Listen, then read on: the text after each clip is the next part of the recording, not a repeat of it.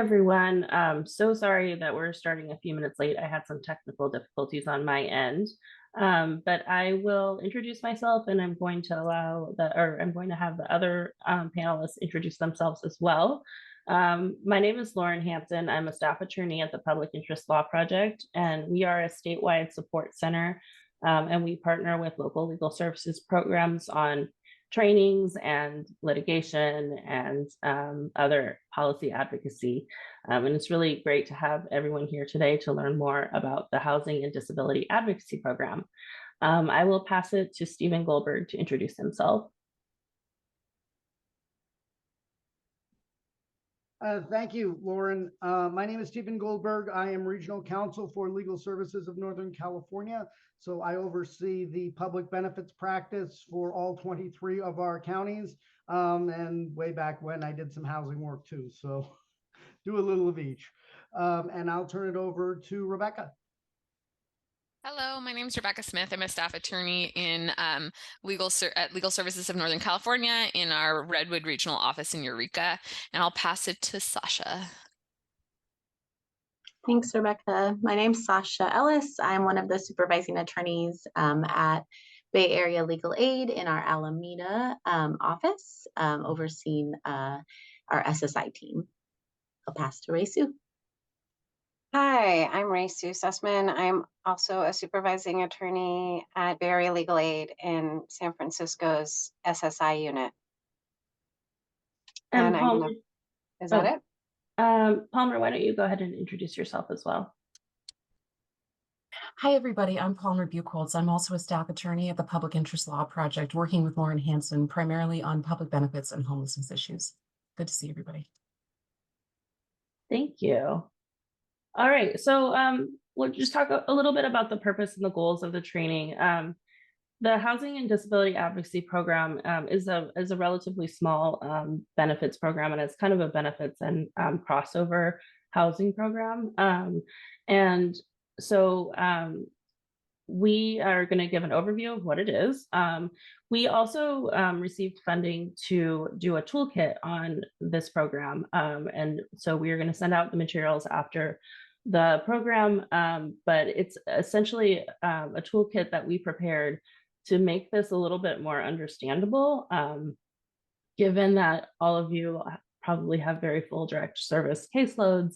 It's, you don't have a lot of time necessarily to kind of delve into the all county letters and some of the nuts and bolts of how these programs work. And so we tried to make it a little bit easier by creating a toolkit. What you'll learn today is that each county has its own kind of HDAP program, and they run it a little bit differently. So we're going to learn more about how those programs are structured. And luckily, we have panelists here today to give you a sense of how those HDAP programs are working in their counties. And so hopefully at the end, you'll have a better understanding of how to advocate for your clients within the HDAP program. Okay, so what is it? So it was established in 2016, and it was basically used to assist people who were experiencing homelessness, or who are likely to be eligible for disability benefits. It's also for people who are at risk of homelessness. So you don't necessarily have to be homeless, although most of the people who are assisted by this program are in fact experiencing homelessness. It's money that's provided to both counties and federally recognized tribes. And the idea is that essentially the idea was that there were advocates in Alameda County actually who were noticing that there were basically repeat users of government funded services. So mainly going to hospitals, and they had disabilities, and they could potentially be eligible for disability benefits. And the idea was that giving them some additional money, and including housing, would help stabilize them so that they could pursue disability benefits applications, which then would obviously in the long run be better for the client because they would get additional income each month.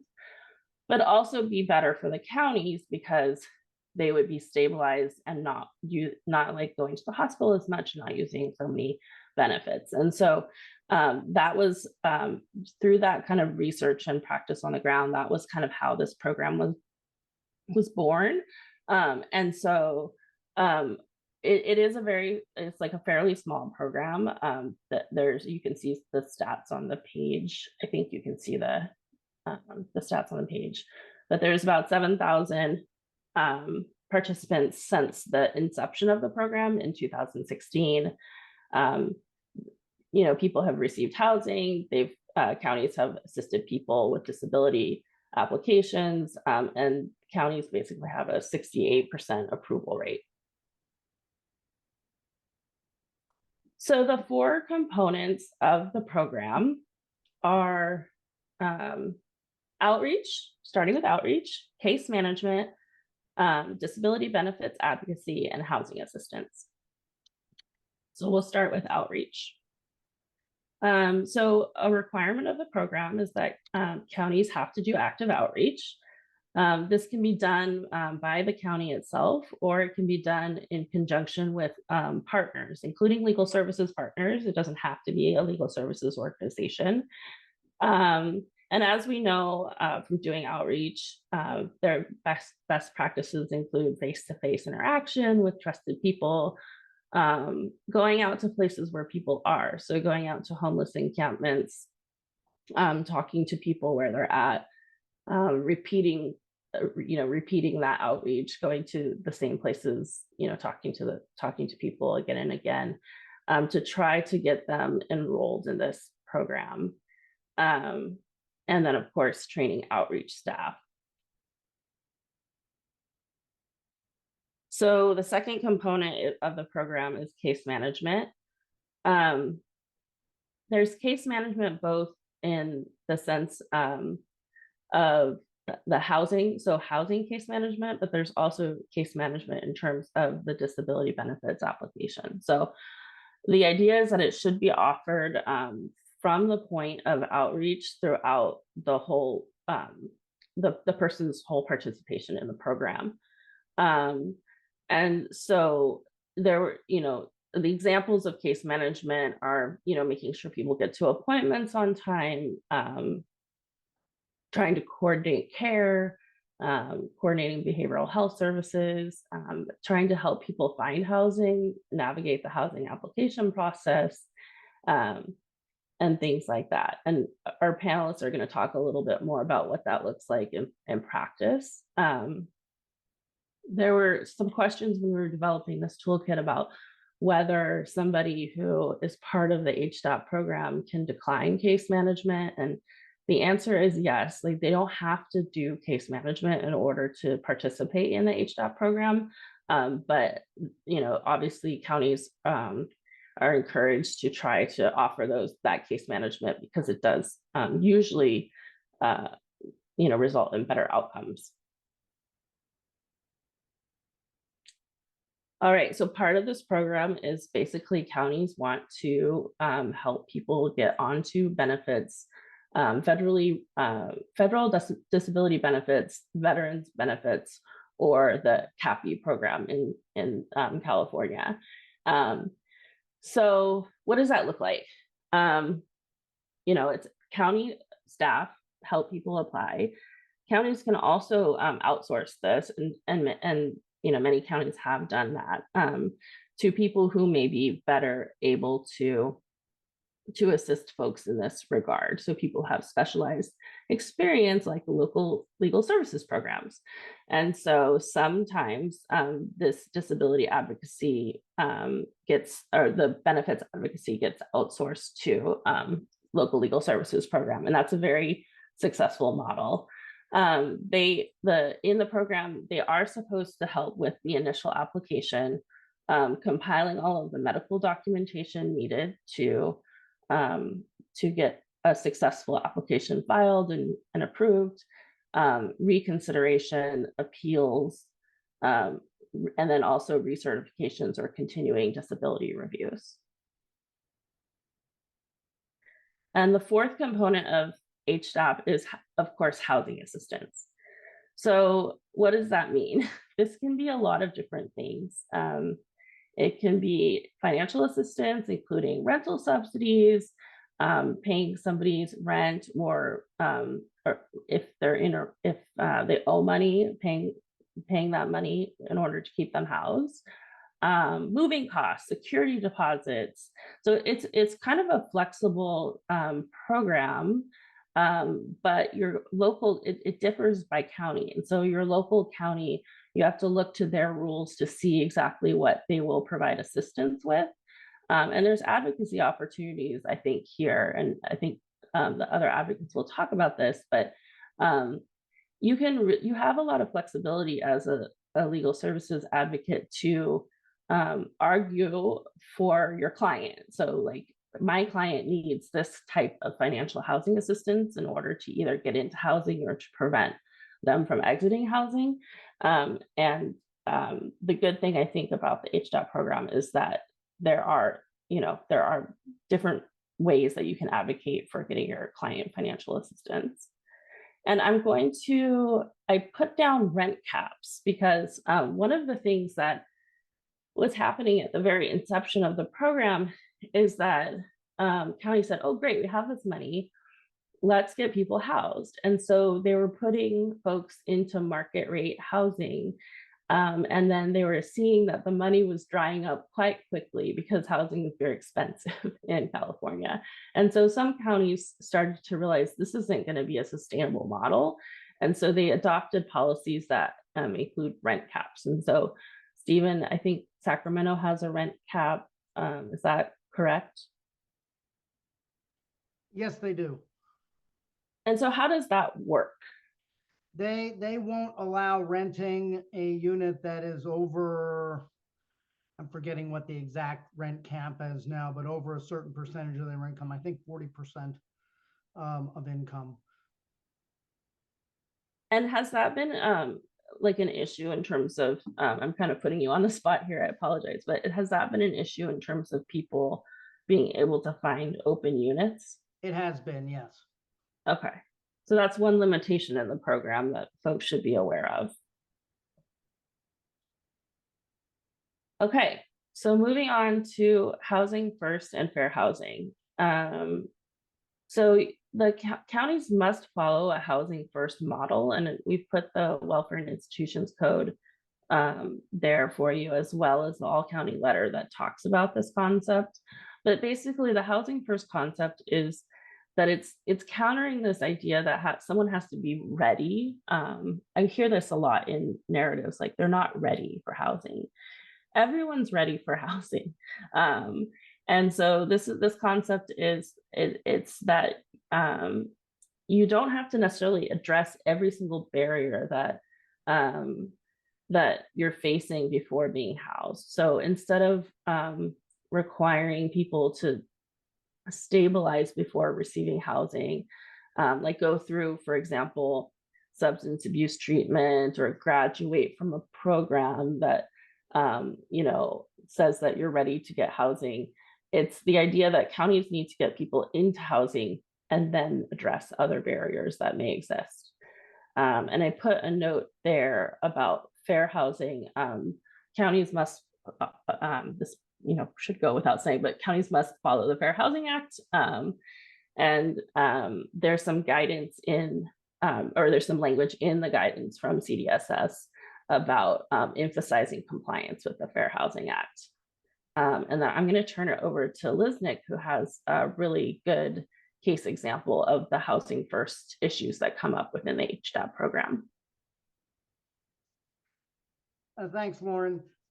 This is, I'm not going to name the county, but it's a case where we have a client and their benefits were terminated because they allegedly didn't comply with various rules that the county had created for the program. Those rules included things like contacting your worker every 3 days, responding within 24 hours to any contact from the worker, doing a certain number of housing searches every month, and at least in one case, doing a job search and complying with that regardless of anything else.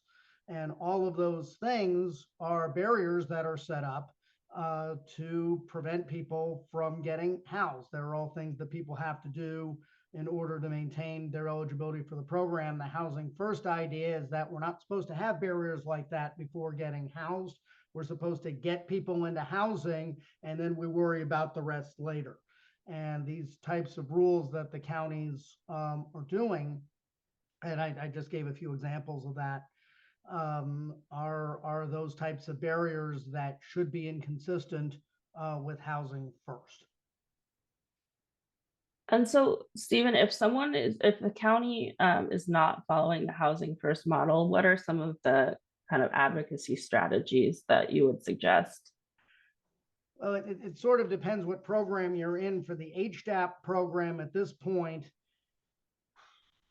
advocate with your county, talk to the Department of Social Services, Housing and Homelessness Division, and see if maybe they'll do something. They have told us that they will at least look at those policies, or maybe look at if individual clients are having issues with this. At this point, DSS's position is that there is not state hearing jurisdiction over this program, and the counties may or may not have their own internal appeal processes. We'll talk about that a little bit later, I know. Absent that, I guess you could file a 1085 writ against the county. Sorry, Thank you. For folks who don't know what that is, I'm sorry, I sometimes can't help myself. It's a petition for writ of traditional mandate.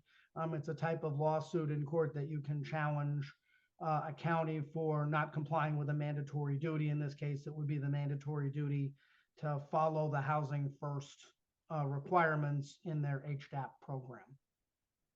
Thanks for that, Stephen. We should have a follow-up training on writs in this context.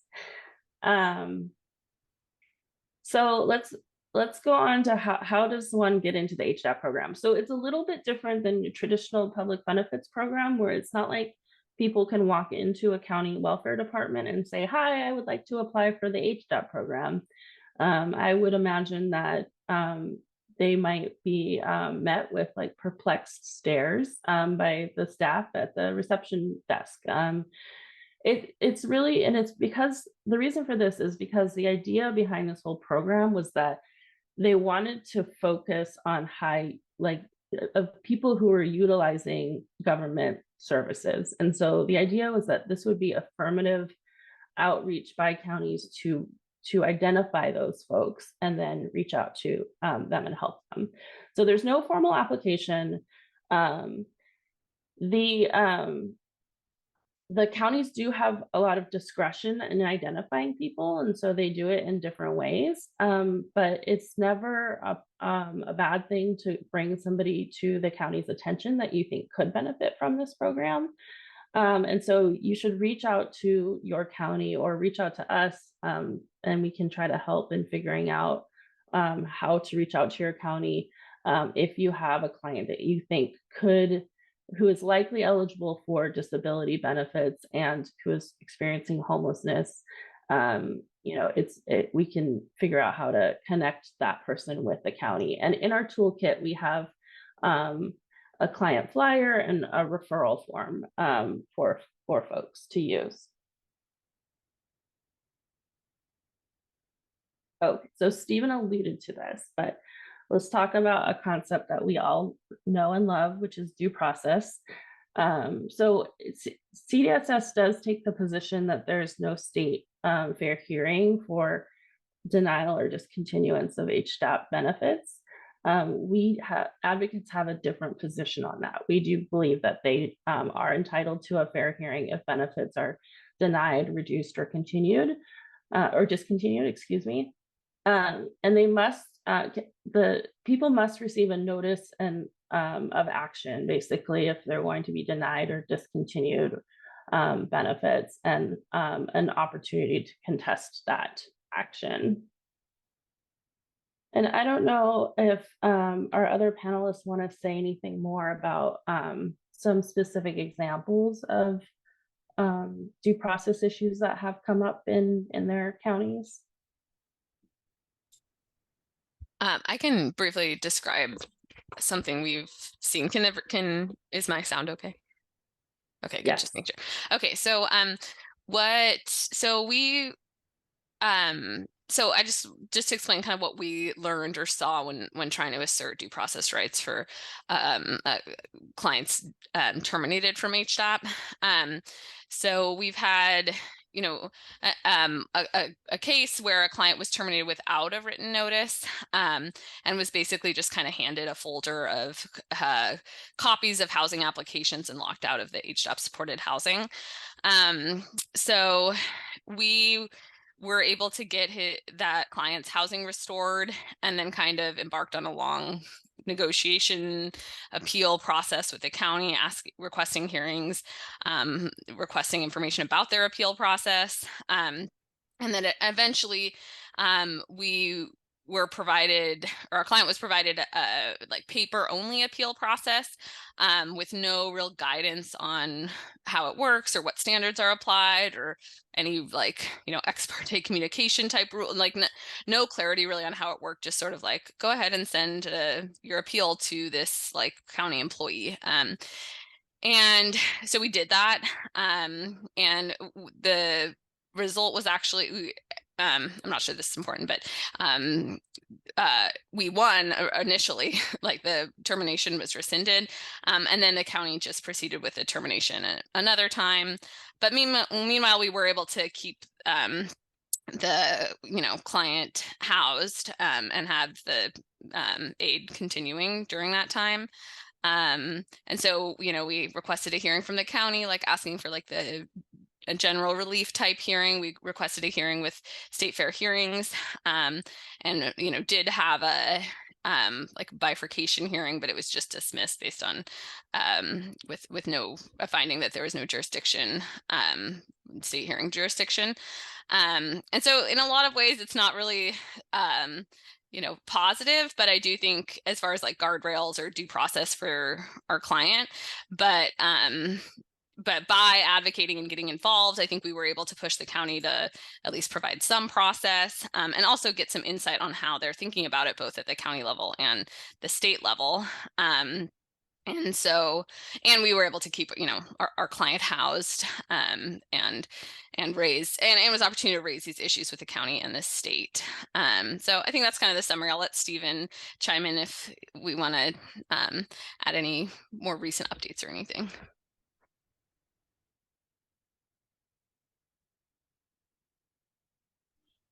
I guess the other update is we did request a Department of Social Services administrative hearing in this case as well, and we got a decision that they believe they do not have jurisdiction. We think they're wrong about that.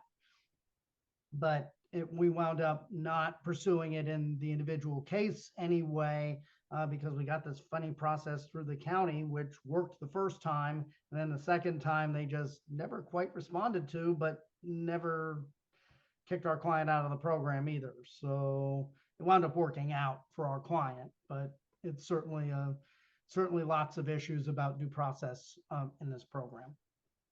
Yeah, so it's really good that you are pushing the envelope on that. And I would really recommend that other advocates not just take no for an answer if they are experiencing, if their clients are experiencing, getting kicked off the program or potentially becoming homeless again. I mean, this is the purpose of the whole program, is to get people into housing. So thanks for that example. Okay, let's talk about when HDAP ends. So if your county doesn't kick you off of the program and you are continuing on the program, then at some point it would seem like the whole purpose is to get somebody stabilized into housing and also approved for disability benefits or veterans benefits. So it's not just based on getting that approval for benefits. It's not like you get approved for SSI and then all of a sudden your housing assistance is terminated and you get kicked off the program. It is a very flexible standard. And so the idea though is that there's a final benefits determination and the person is stabilized in permanent housing. And that can take a while.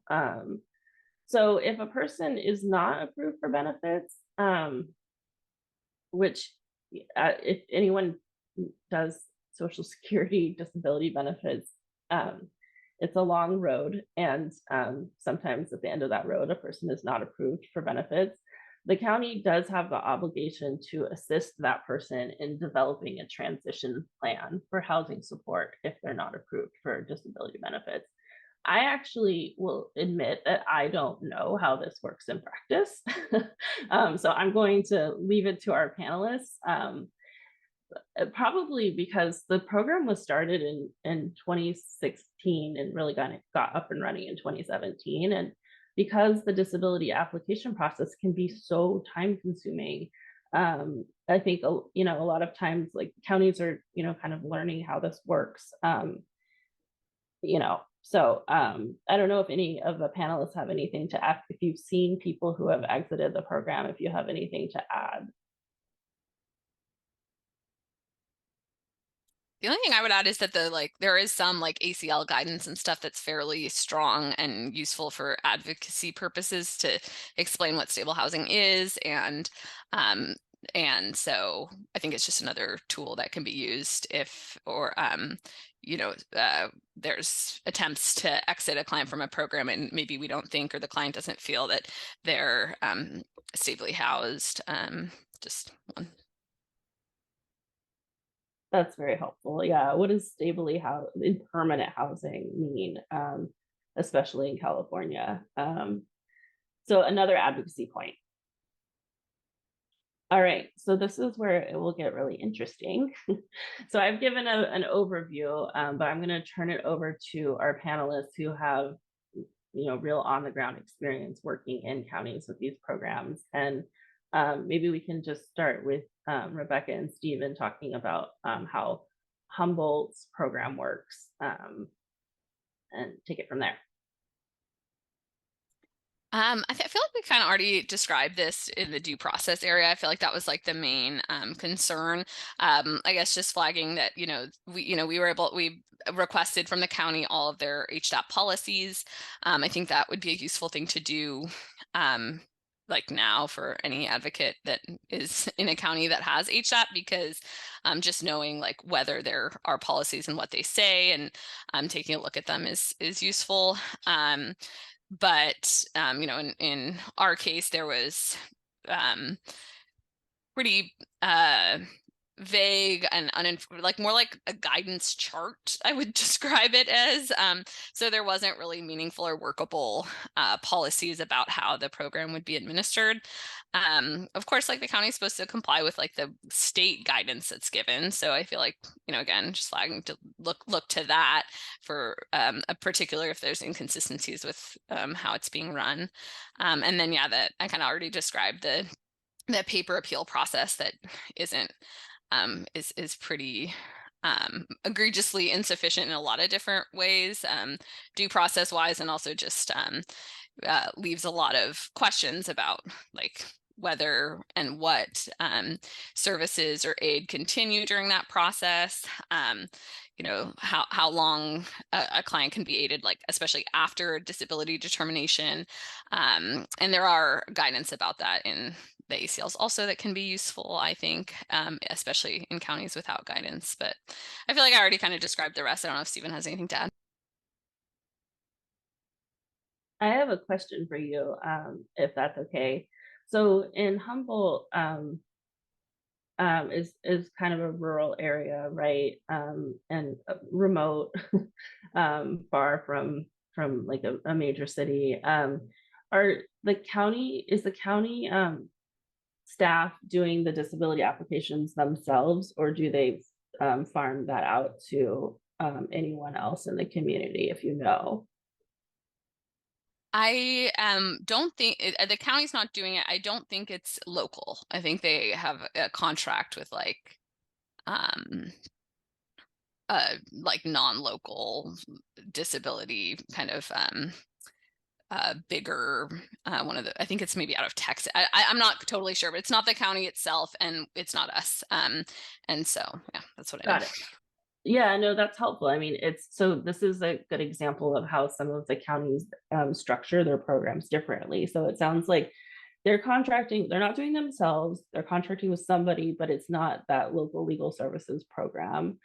Um, and then in terms of the housing stock and the housing options up there, do you have a sense of what kind of options the county is pursuing in terms of putting folks, into housing up there? Is it hotels? Is it, what kind of housing are folks being put into? Yeah, so a lot of like motel and hotel contracts for like interim housing where the county is mostly or HDAP is mostly subsidizing that. And then as far as like permanent stable housing that clients can sustain without the county, which is I think what is supposed to be stably housed, they just apply to all the like subsidized properties nearby. We've had clients get into home key housing through this program, which I think is pretty appropriate. And a lot of folks in HDAP had the emergency housing vouchers, so that helped. But yeah, the like immediate housing that's provided is usually like motel contracts, and then while they search for stable permanent housing, that's pretty much required, I think, to be like some type of subsidized housing, or I guess with a voucher, because that necessarily makes it affordable as well. And so for folks who aren't so familiar with Home Key, Project Home Key is essentially born out of the pandemic, and is this effort by the state to funnel money into local communities so that they can create additional housing opportunities. So it's communities use this money in different ways, but they will often purchase like a motel and rehab it to be, housing for folks. So it's been a successful program, I think. And if anyone has anything to add on that, please feel free to jump in. So for other Lisbon counties, Stephen, I'm looking to you here. Do you have anything to add on other kind of, if HDAP, apart from Humboldt County, how that's working? Really varies a lot by county because every county does things so differently. Some counties accept applications, some counties send you to nonprofit organizations who they contract with. Some give you information about how to do that. Some make you hide and seek to try and find the right one person in whatever organization they contract with that they don't tell you who that is. And that person just decides whether you're worthy of being allowed to apply or not. So it really varies. And the policies that the counties have vary a lot about the barriers that they put forward. So a lot of counties don't have written policies at all, in our service area anyway. Yeah, so the idea is twofold here, I think, which is you have to be really persistent in A, finding out what your county does, and then B, advocating with your county and trying to find that right person who can help clients. All right, so I'm gonna turn it to Bay Legal now to talk about Ray Sue, do you want to do San Francisco first? I think you're muted. Hey, okay, here I am. Sure. So we have been working with the county, I think since 2020, late 2020, early 2021, where they approached us to do SSI advocacy and casework for their HDAP program, focusing on people who are in the shelter-in-place hotels. So there were not at that point, like other than people being in the shelter-in-place hotels, a lot of like limits on who we could take because all of those people were unhoused and the city was going to need them to move and, was eventually going to close the SIP hotels. So in 2022, we expanded. So now we have 7 attorneys and 2 social workers on our team. And all of the people who are referred to us are like at like priority to get them into housing through the case coordinated entry program, which the county uses to like prioritize who gets housing. How we've been doing it for like the past 2 years now is that the county does outreach by kind of putting a mini like Project Homeless Connect every month in a different shelter or navigation center. And so they'll prepare like, and that's when like they're gonna go and like try to get everyone in the shelter who's not already on like cash aid into cash aid, make sure that they have their county benefits, and see where they are on the coordinated entry housing scale.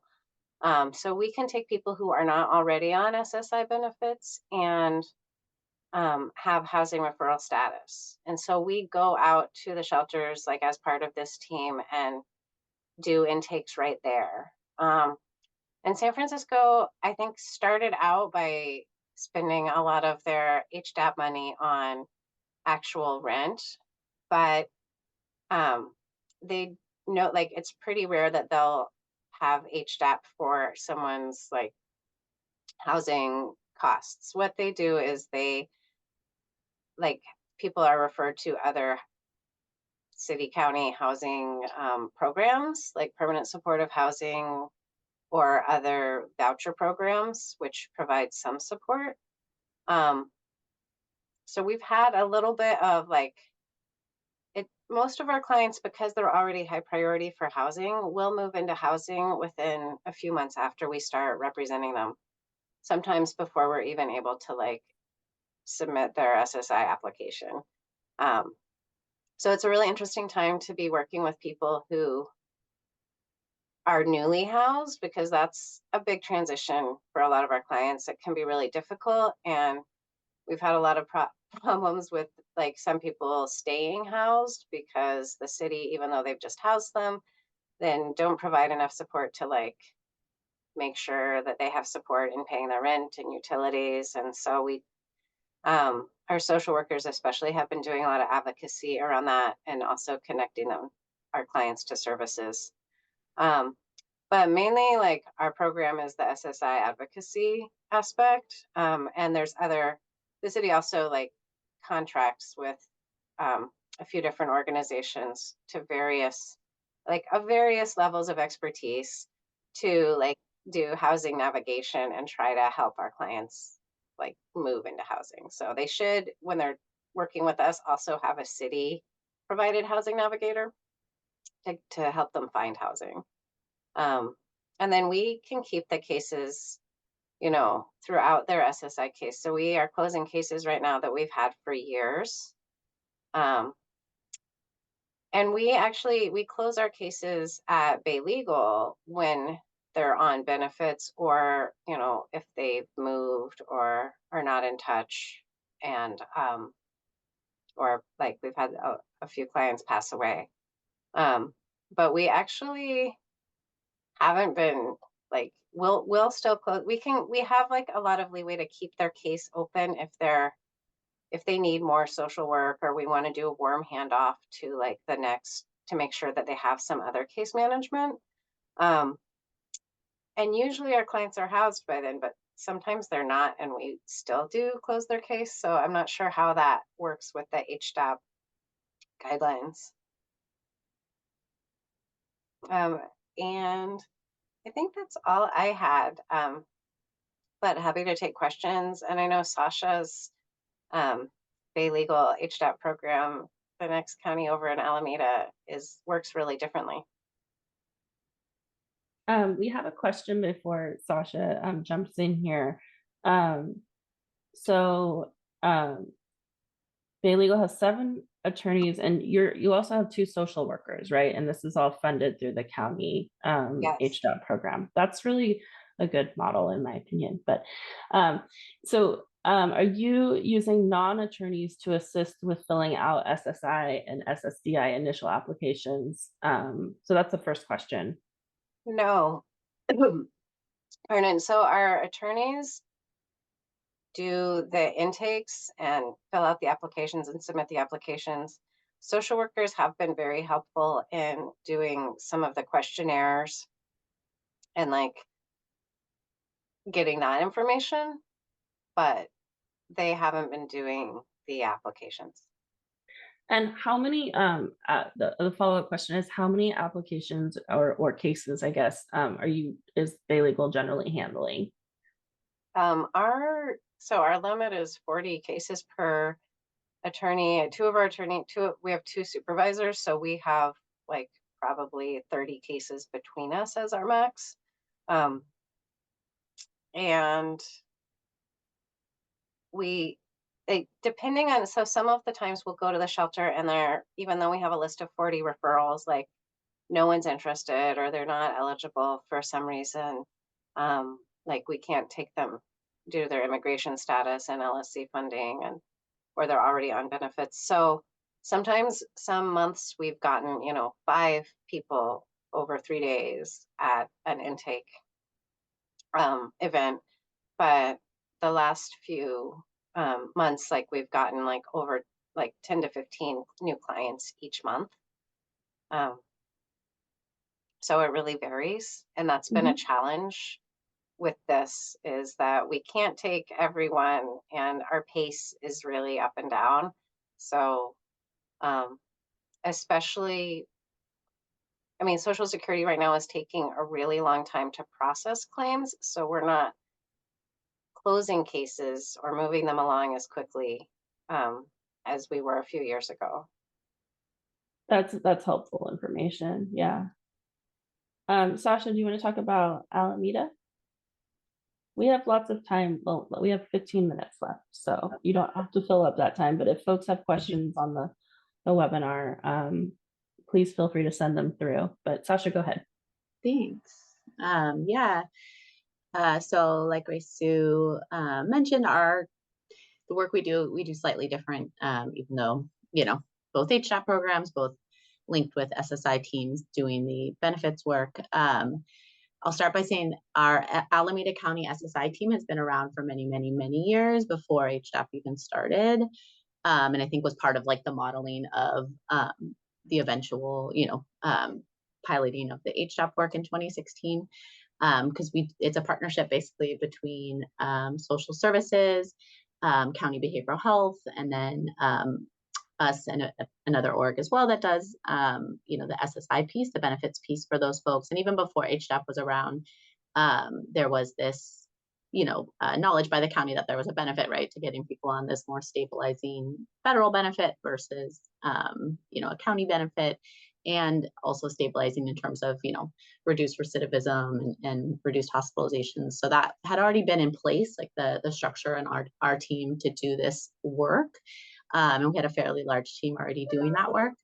And then in just last year, I think a little over a year ago, or maybe we started getting things on the ground a little bit before that, we had the opportunity to actually create a kind of subset within our work of doing this particular more directed HDAP work. And within that, we were able to bring on a housing navigator, which was really new for us. So far on our SSI team in Alameda County, we have only attorneys. We don't have any social workers. So we have all attorneys. When this model was created, someone had asked about advocates before. Definitely some people use advocate, like non-attorneys, to do the SSI piece. But the preferred method amongst, I think, all the partners was to, have attorneys do it. There is a small internal unit at the county, really small within social services, who also does some of this SSI work. And so those will be non-attorneys there, but they will sometimes transfer cases to either us or the other community partner doing this work once the case gets to maybe like a level where they just don't think that expertise is there. But yeah, so when we decided to bring on this HDAP funded program, we brought on a housing navigator. So we had to then get access to the coordinated entry system, the portal that basically everyone has to be in to ever want to access housing in general, but definitely have to be in to be a part of HDAP, called HMIS or Clarity. And so, for us, there was a lot of, we had to really grow our institutional knowledge around how a lot of this worked, even though we had a lot of background, on the benefits piece to it. There were things, I think, before we did this that we would see happen to clients in the background, but we weren't, really involved with yet, because we were just kind of, doing the benefit piece and trying to partner with the other community partners. But now we have our hand, in the housing piece. So it's amazing. And we've seen some really amazing outcomes.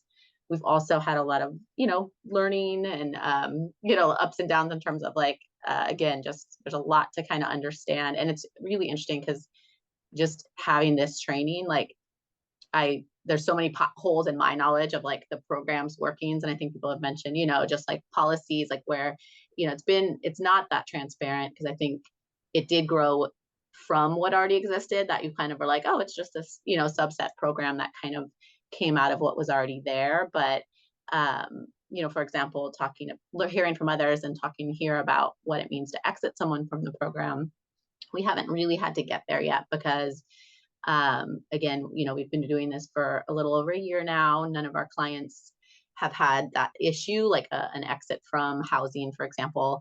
And luckily, we're still working with the clients that we kind of took on at the beginning. Many we were able to get housed, which is great. The SSI piece will take a long time for many of them. So that's, kind of happening, parallel. But if and when, we do find an issue coming up with a client, if they're going to try to exit them from the housing they're in, so far that has, slightly popped up more in terms of, I think, traditional like housing defense work, where, they if they're trying to evict a client due to behavioral issues or something. I'll add that the specific subset of folks we're working with are folks that score high enough. And I think that's also just how they're, kind of like outreach by the county for HDAP eligibility, but you have to score high enough basically in your housing assessment. And that shows your level of need, right? So most of these folks are being matched when they're matched with housing to permanent supportive housing, PSH. And so most of our clients, that's the match they get. And when they get that sort of match, you're supposed to have support on site, because it's very recognized that these people, there's a reason people qualified for this, right? They have a level of need that, we talked about housing readiness and those things, getting people into that housing instead of making them wait till they're ready, whatever that means, but actually providing that support, because we know that transition might be difficult. There might be pieces to it that are difficult.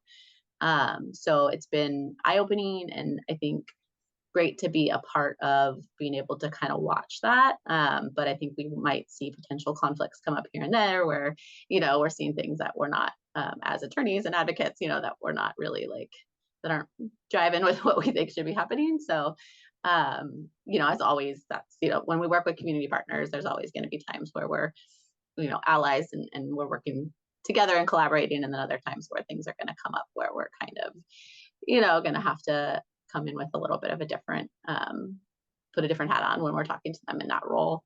But it's a great program. And I think, it's just, I think just really figuring out how it works like around you.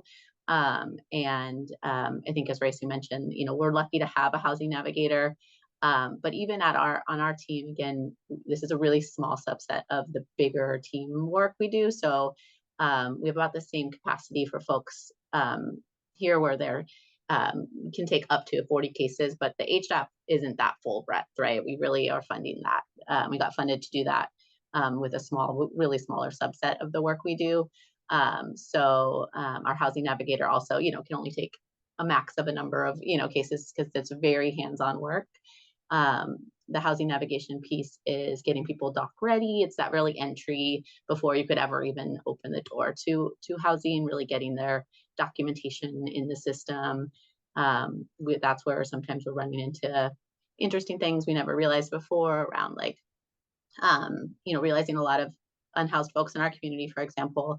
I should say we do a lot of outreach. So we're not getting referrals directly from like a, shelter, et cetera. We are allowed to kind of outreach ourselves and see if folks, are going to be scoring high enough to qualify.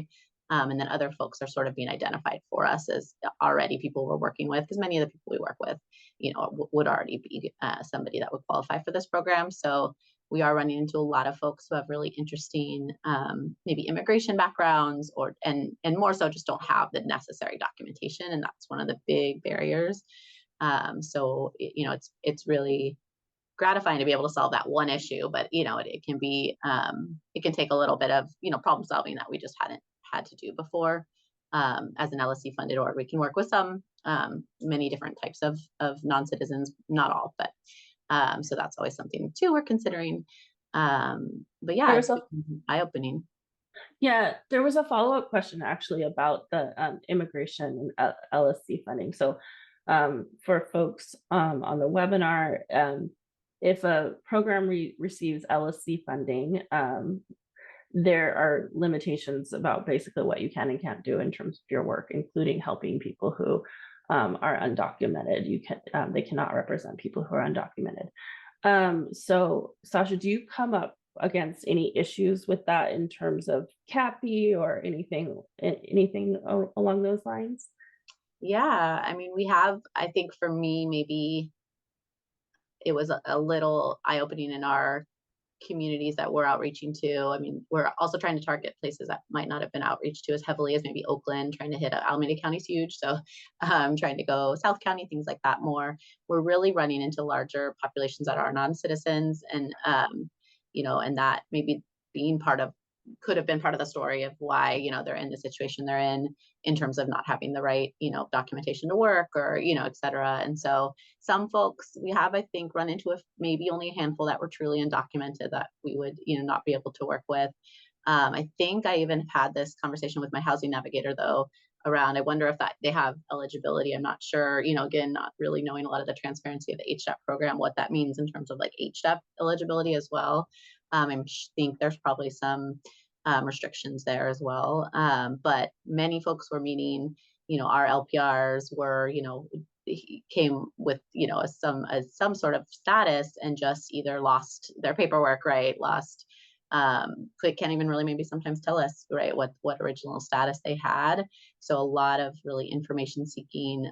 We will do CAPI applications for folks that if that's the proper route versus Social Security. But we have, I think, at least 3 clients right now where we have outstanding FOIA requests to USICS just to find out what this, to get anything we can.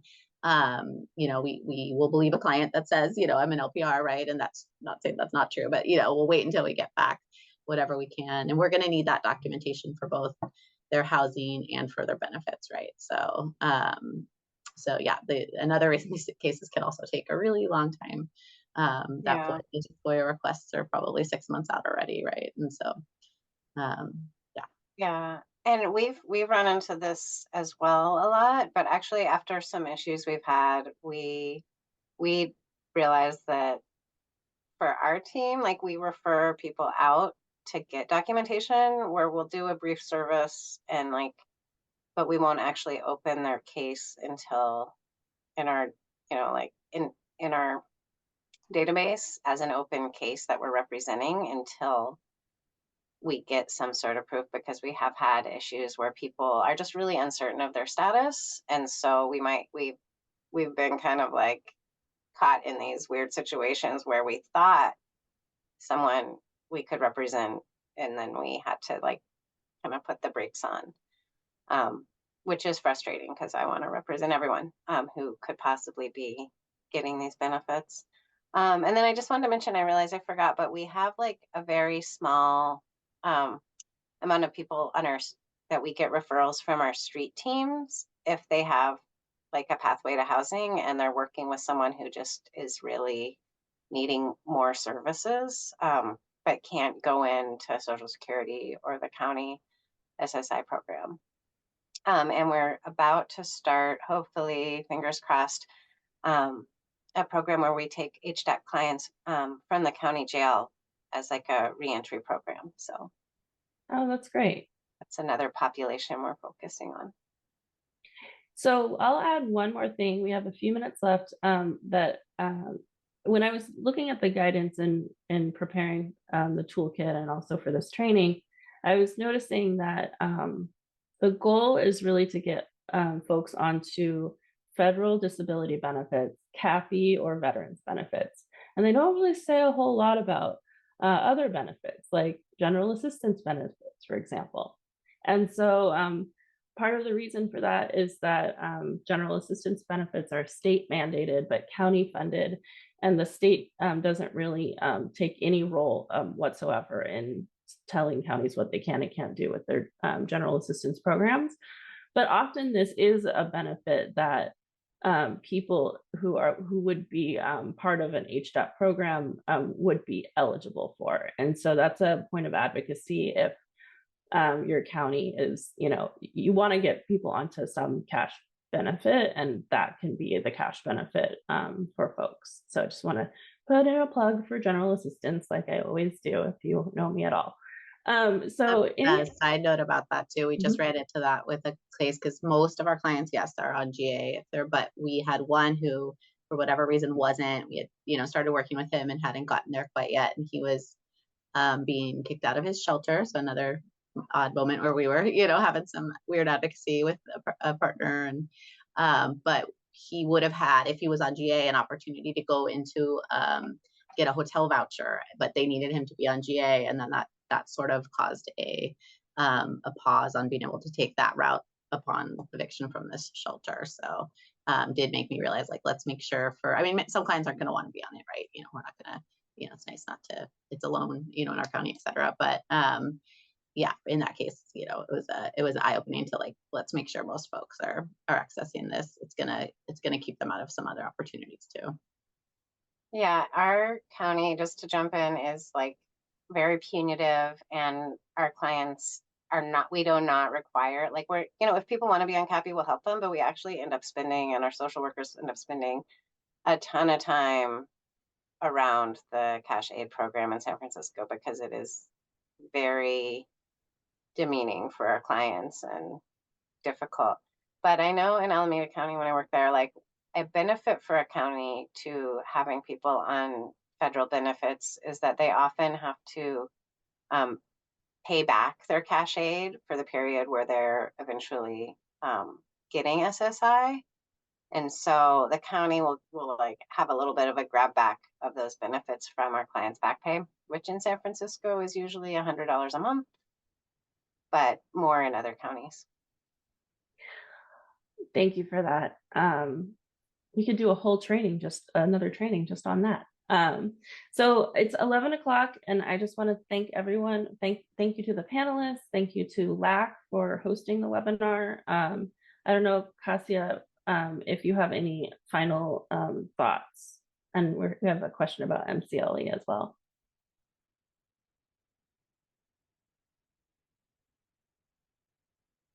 Maybe not.